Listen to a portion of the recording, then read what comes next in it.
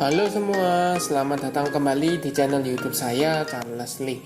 Pada kesempatan kali ini saya akan membahas satu saham yang akan menyelenggarakan right issue. Saham apakah ini? Saham ini adalah BPTR ya. Ingat ya, BPTR bukan BRPT ya. BPTR ini adalah Batavia Prosperindo Trans Tbk, yaitu emiten dari persewaan kendaraan ya. Nah, berapa right issue-nya, kemudian kapan jadwal dari right issue, teman-teman tonton video ini sampai selesai.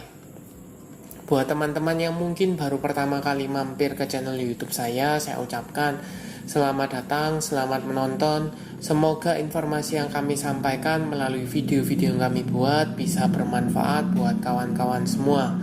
Oke, tanpa berpanjang lebar ya, kita akan masuk ke pembahasannya untuk saham Batavia Prosperindo Trans atau BPTR.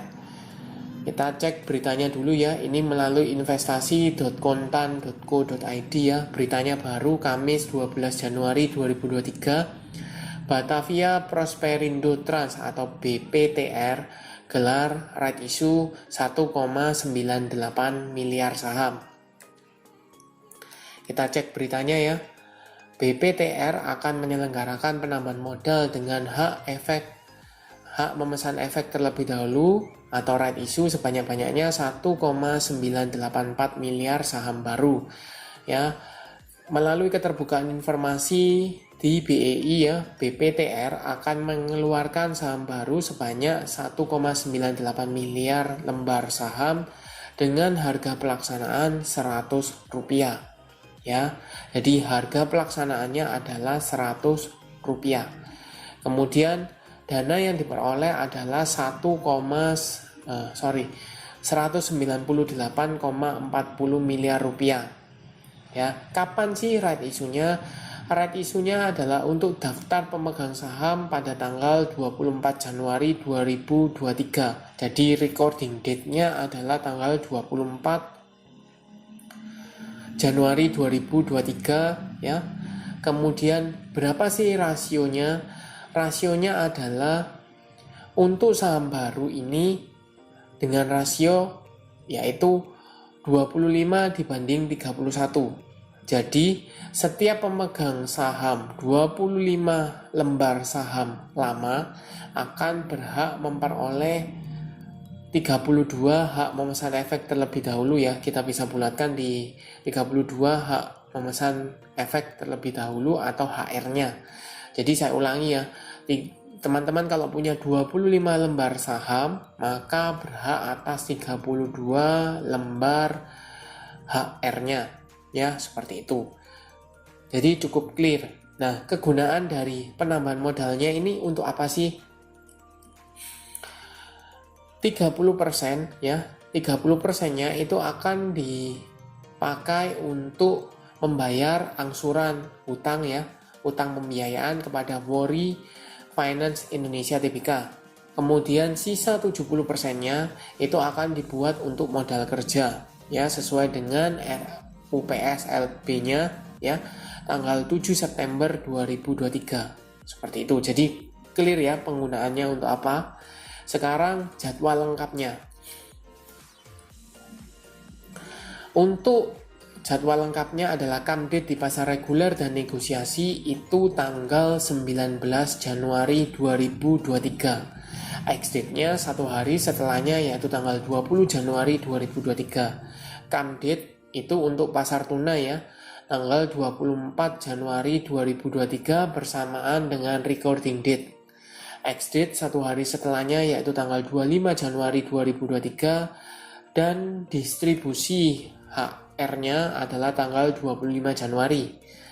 Ya, seperti itu. Kemudian periode perdagangannya yaitu mulai tanggal 26 Januari sampai dengan 1 Februari 2023. Jadi relatif singkat ya.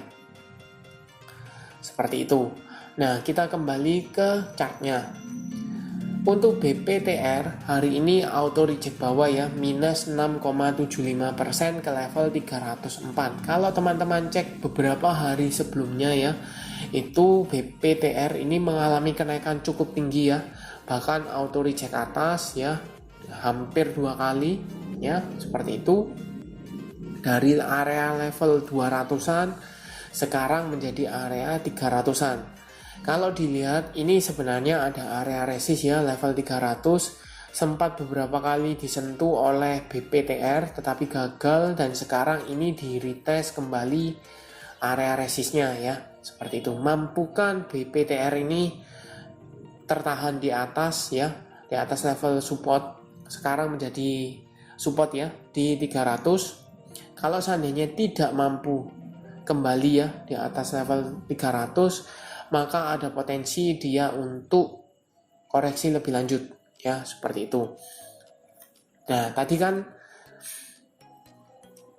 teman-teman sudah tahu ya, harga pelaksanaannya di 100. Kalau di 100 berarti otomatis ini jauh lebih bawah lagi ya, harganya di sekitar sini ya, cukup jauh dibandingkan dengan harga sekarang.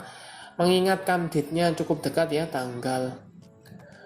area tanggal 19-an ya, 19-an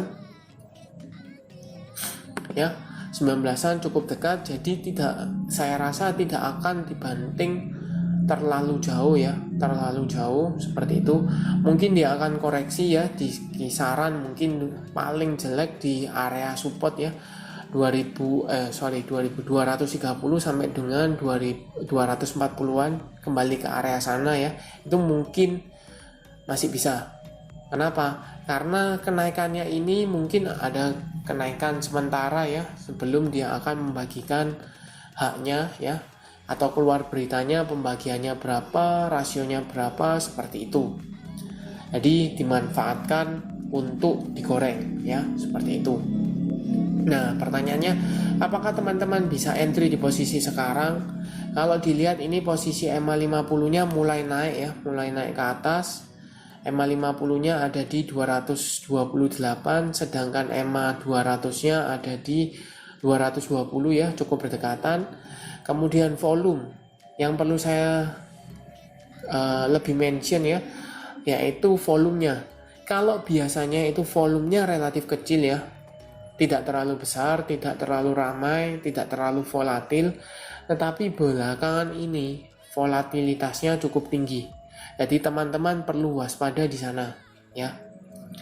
Takutnya kenapa? Karena kalau teman-teman misalnya entry, bisa entry-nya ya, tetapi tidak bisa keluarnya kalau dalam jumlah besar. Kalaupun bisa, mungkin teman-teman akan bagi beberapa menjadi beberapa offer. Itu mungkin masih bisa seperti itu ya. Nah, kembali lagi ke red issue-nya. Tadi kan jelas penggunaannya 30% untuk bayar utang, 70% untuk modal kerja. Jadi relatively masih aman ya. Kemudian harga pelaksanaannya di 100, sekarang harganya di 304. Relatif masih cukup jauh jarak splitnya ya. Jadi mungkin kalau seandainya dibuat turun pun tidak akan sampai di level 100. Mungkinnya ya seperti yang tadi saya bilang di 220, 230-an itu mentoknya di area sana. Perkiraannya seperti itu. Nah, apakah teman-teman bisa entry untuk posisi sekarang? Kalau teman-teman mau ya, mungkin teman-teman bisa pantau besok ya. Kalau seandainya dia ditutup lagi di ARB ya, di ARB mungkin sebaiknya skip dulu, tidak entry dulu. Kenapa? Biarkan distribusinya berlanjut, atau yang mau jualan dulu. Seperti itu. Nanti kalau seandainya dia mulai stabil, tidak ditutup ARB, tidak ke lock ARB, mungkin teman-teman bisa pertimbangkan ya, seperti itu. Untuk membantu teman-teman, saya coba cekkan broker summary-nya. Ini BPTR tanggal 12 dengan value net, ini jelas distribusi ya. Ada buangan barang oleh siapa? BQ, YP, YB, AP, dan MG ya, seperti itu. Teman-teman, saya mentionkan ya, atau saya minta teman-teman untuk lihat yang BQ-nya ya. BQ di sini jelas dia buang barang ya. Tetapi kalau teman-teman lihat beberapa hari sebelumnya ya, ini teman-teman bisa lihat ya, tanggal 9 sampai dengan tanggal 12 ini jelas masih ada akumulasi ya. Yang nampung paling besar siapa? BQ Ya, Beki punya di harga berapa? Rata-rata di 297. Let's say kita bisa bulatkan di 300. Beki punya barang banyak di 300 ya. 1,4 miliar ya, 1,4 miliar punya barang di sana ya. Beki baru bisa jual di hari ini ya, tanggal 12. Itu berapa? Kita bisa cek di sini, cuman 2,2 ya, 2,2 ya, dia berhasil jual 2,2 dan masih punya sisa 1,4 1,6 tadi ya. Jadi cukup banyak Beki masih punya barang 1,6 ya. 1,6 dia punya barang di harga 300. Logikanya adalah kalau dia misalnya akumulasi di daerah bawah sehingga averagingnya di harga 300, logikanya ketika dia nanti punya atau sahamnya di bawah 300, dia akan berusaha mengangkat supaya harganya di atas 300 dan dia bisa keluar ya, keluar dengan posisi floating profit atau profit seperti itu.